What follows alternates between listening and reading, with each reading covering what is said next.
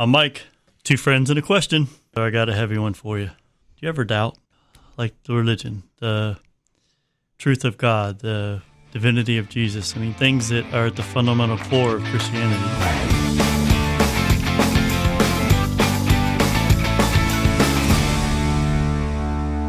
Well, because this time of year with Easter coming, the Holy Week, Good Friday, all of that stuff that's coming when he died for us, I think the doubts come because we wonder. I think deep down it's because we don't feel worthy of what he did for us, but we manifest them in doubting him. And I think that this time of year especially, it kind of hits kind of hard. Do you think doubts can be the basis for increased faith if we work through them? Do you think there's a goodness that can come out of them?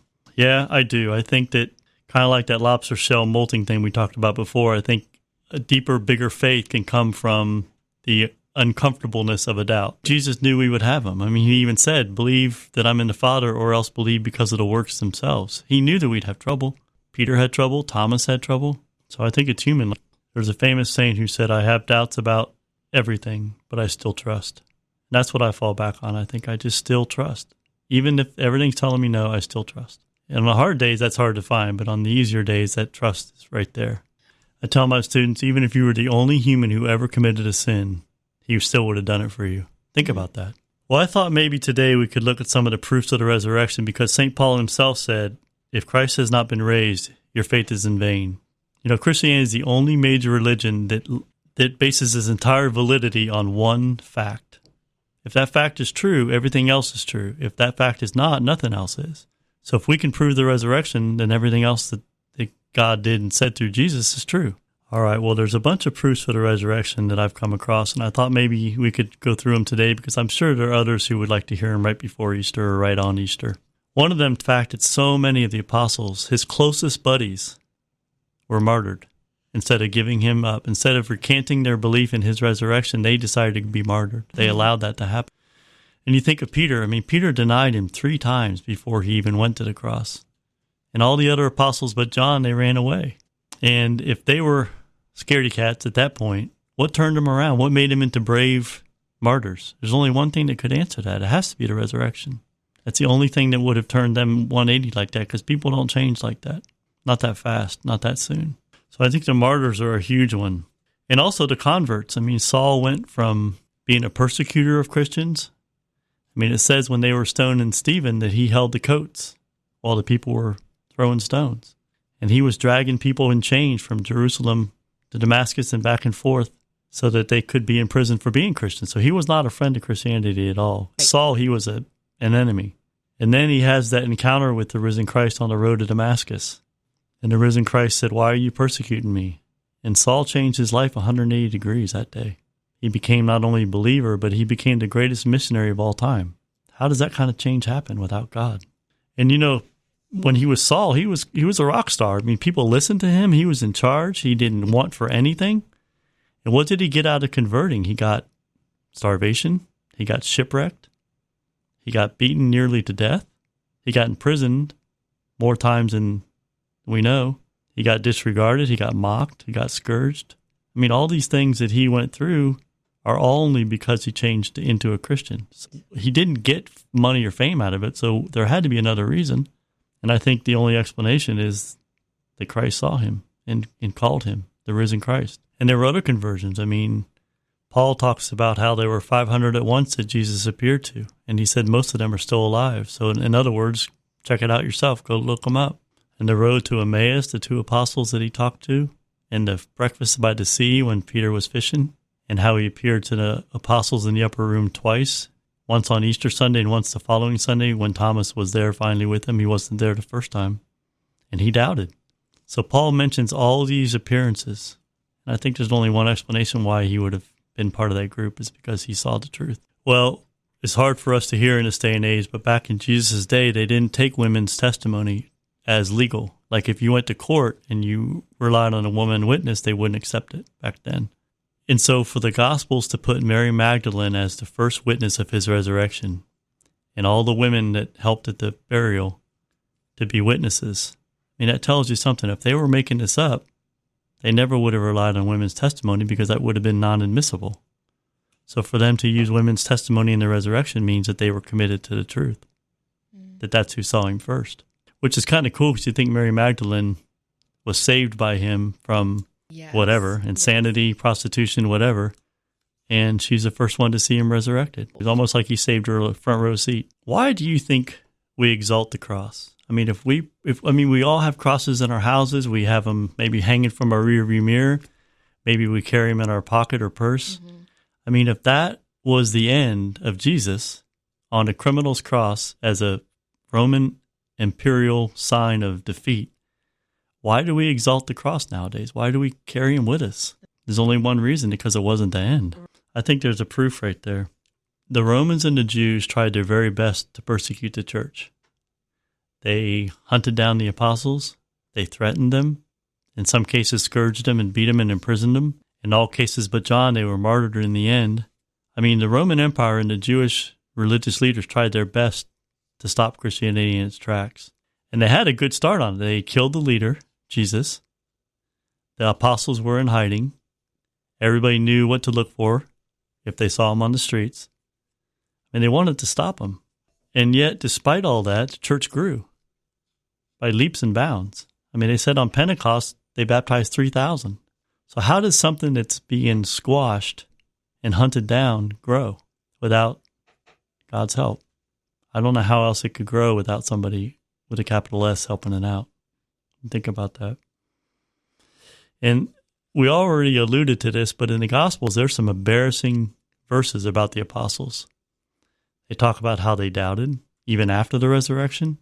They talk often in the Gospels about how the apostles were thinking only of themselves.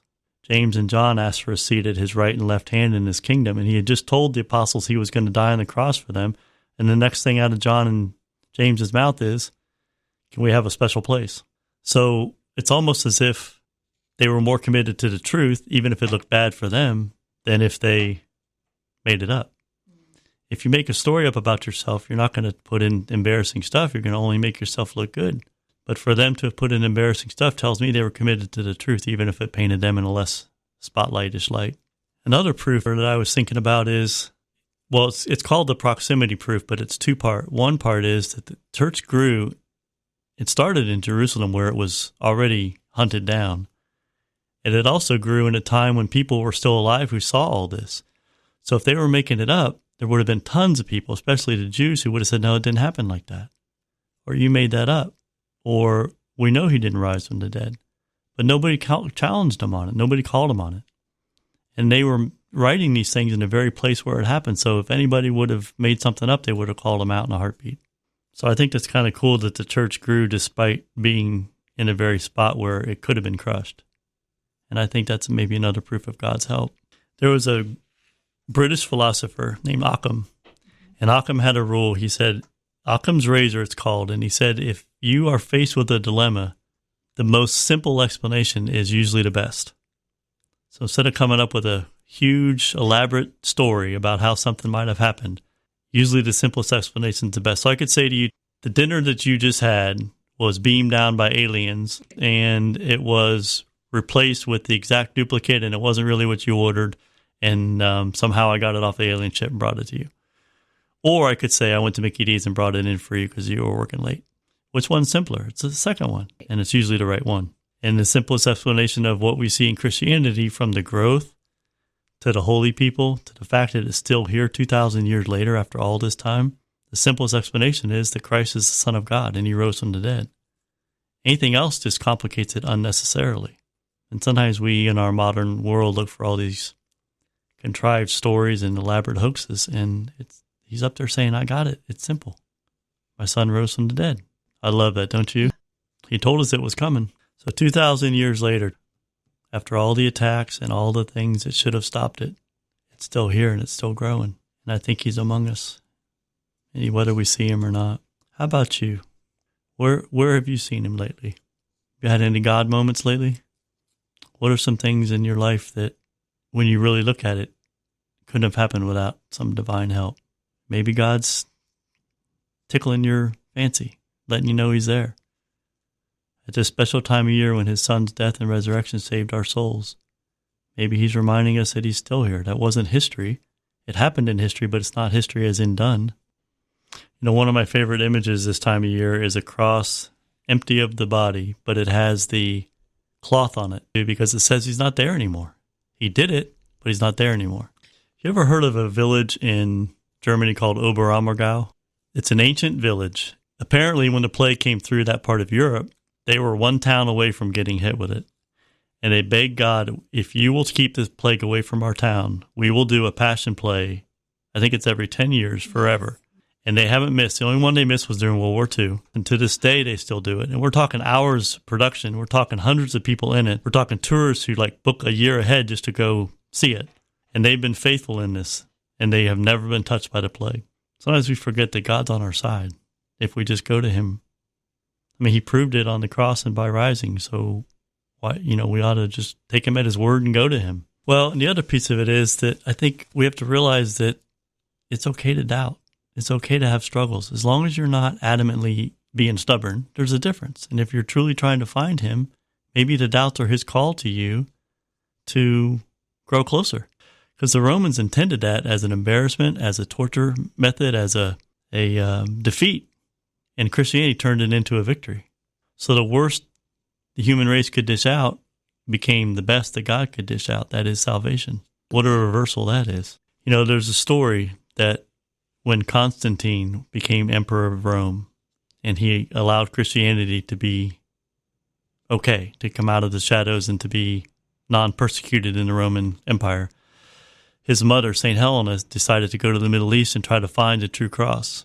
And they found 3 crosses that were said to be the 3 that were that day. Jesus's and the 2 criminals. Remember, there were 3 total. And they found an older lady in the village who was blind or sick in some way. And they asked her to lay down on all 3 crosses, and she laid on the first one and nothing happened. She laid on the second, nothing happened. She laid on the third one, and her eyesight was restored.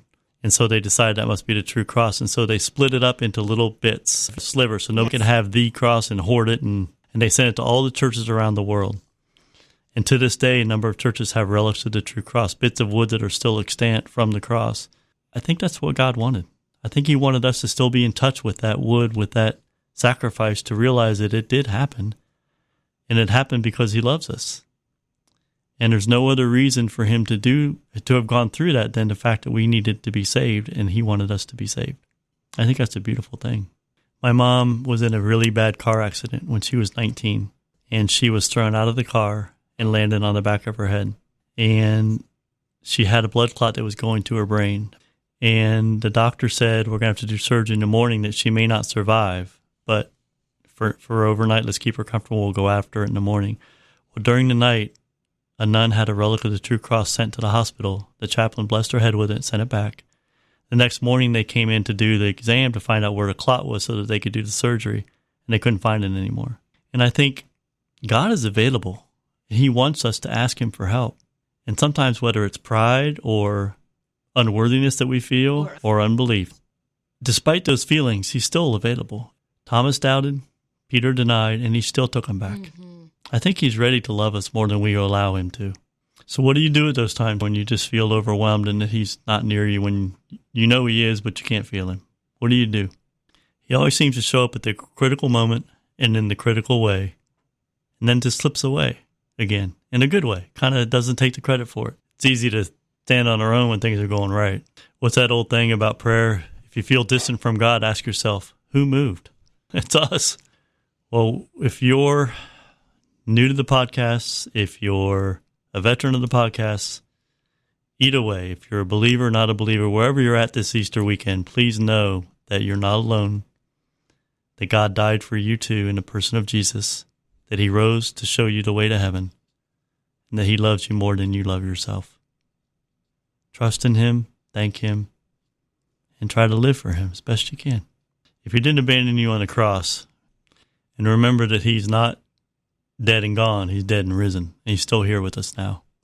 And he loves us more than we love ourselves. So happy Easter. Thank you for listening. And please know that Jesus is alive in you and me and everybody. I'm Mike. 2 friends and a question. 2 friends and a question. 2 friends and